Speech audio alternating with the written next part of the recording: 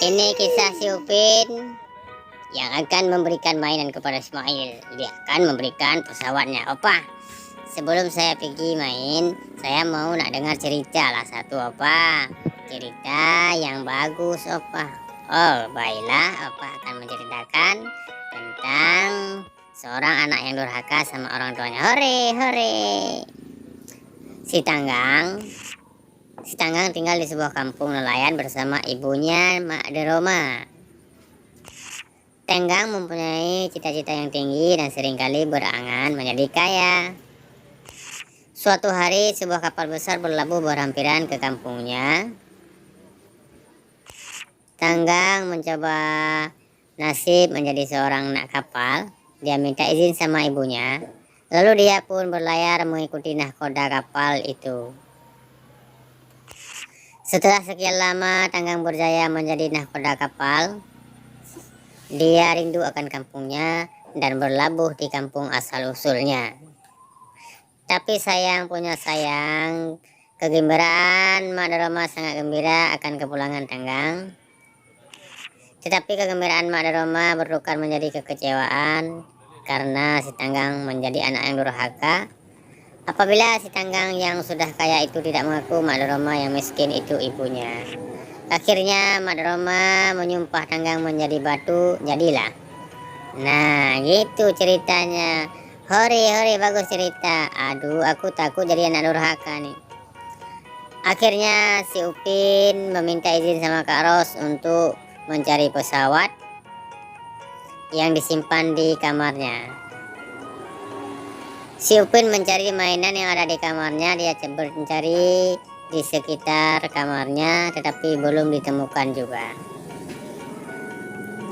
Yang ada hanya mainan bola, pesawat, mobil-mobilan. Kemudian si Upin mencari ke bilik opahnya.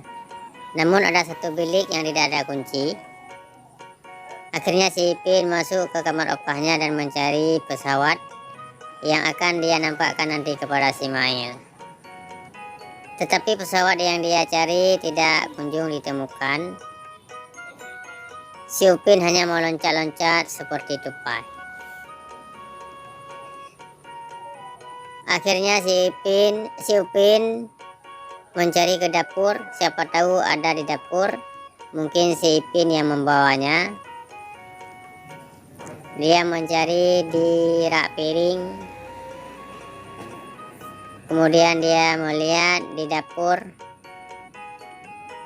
Dia mau lihat di kulkas, tapi kulkasnya nggak bisa dibuka karena terkunci. Lalu si Upin dengan rasa kecewa kembali lagi ke Kak Ros dan bilang bahwa tidak menemukan pesawatnya. Lalu Kak Ros bilang cari aja di luar, siapa tahu ada pesawatnya di luar. Oke lah, Kak Ros bilang si Upin.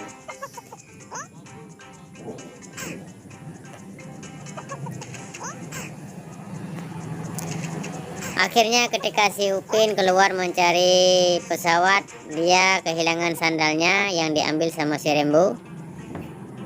Lalu si Upin dengan bersusah payah mencari si Rembo di sekitar rumah untuk mendapatkan sandalnya. Tapi si Upin tidak mau merespon untuk membantu dia. Si Upin hanya berdiri saja sendiri tanpa mau membantu si Upin mencari sandalnya. Perjuangan si Upin belum membuahkan hasil. Dia berlarian di seputaran rumah untuk menangkap si Rembo. Akhirnya si Upin tetap bersisi keras menangkap si Rembo. Dia berputar berkeliling di sekitar rumah.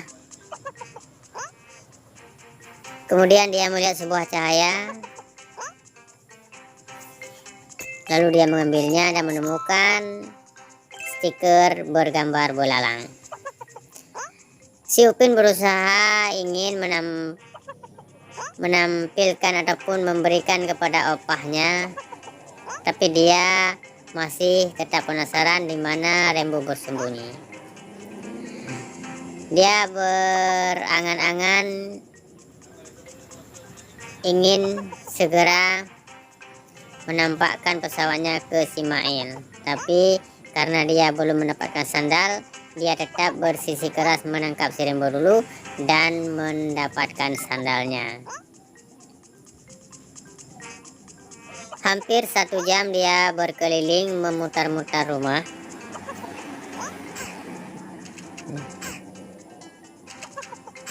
Ini dia si Rembo, kata si Upin. Lalu dia menangkap. Wow! Dan si Rembo dengan cepat berlari menghindar dari tangkapan si Upin. Kemudian si Rembo bersembunyi lagi. Dan si Upin tetap berusaha menangkap si Rembo. Di mana kamu, Rembo? Akan saya tangkap, kata si Upin. Dan Rembo dengan cepatnya berlari menghindar tangkapan si Upin. Kemudian si Upin melihat si Upin sedang berdiri di sana, lalu dia bertanya, apakah kamu melihat si Rembo lewat sini? Iya, cepat-cepat dia lari ke sana, kata si Upin. Oke lah, saya akan menangkapnya sendiri kalau kamu tidak mau. Jadi sekian dulu ceritanya. Jangan lupa saksikan cerita selanjutnya di episode selanjutnya tentang bagaimanakah kisah si Upin dalam mencari sandal. Apakah dia berhasil menangkap si Rembo?